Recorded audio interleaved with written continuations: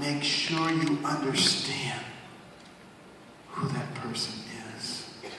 You know, our Congress has a 10% approval rating, and yet we return people to office at a rate of 90%. Whose fault is it? It's our fault. We need to be educated voters. The B is for books, which is the mechanism for obtaining that knowledge. It's never too late. You know, my mother did teach herself to read, got her GED, went on to college. In 1994, got an honorary doctorate, so she's Dr. Carson.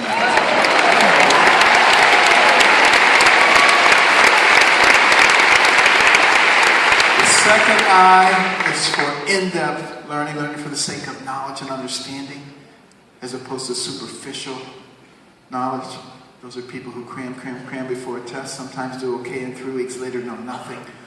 We cannot afford that anymore. This is the intellectual age, the age of information, the age of technology, not the agricultural age or the industrial age, where all you needed was a strong back and a willingness to work. The world has changed. We must change with it. And the last letter, G, is for God. We cannot allow him to be pushed out. There are so many stories in the history of this nation that demonstrate God's presence. Many of those stories used to be in our history books up until about 1935, when political correctness began to push them out.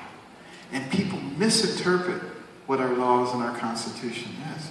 You know, some years ago, lawyers came to Candy and I, and they said, you can't put your Think Big banners up, which is the representation of our scholarship fund. You can't put them up in a public school because the G stands for God.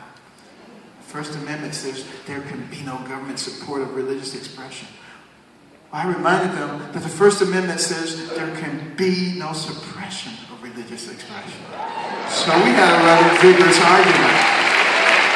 And I suggested that we solve it at the level of the Supreme Court, which seemed like a bold and reckless statement, but it really wasn't, because I knew the next week I was going to the Supreme Court to receive the Jefferson Award. So I figured I would ask while I was there. And Sandra Day O'Connor said they were all wet. They had no idea what they were talking about. They had no idea what separation of church and state meant. And they don't. It doesn't mean separate God from state. And it was okay.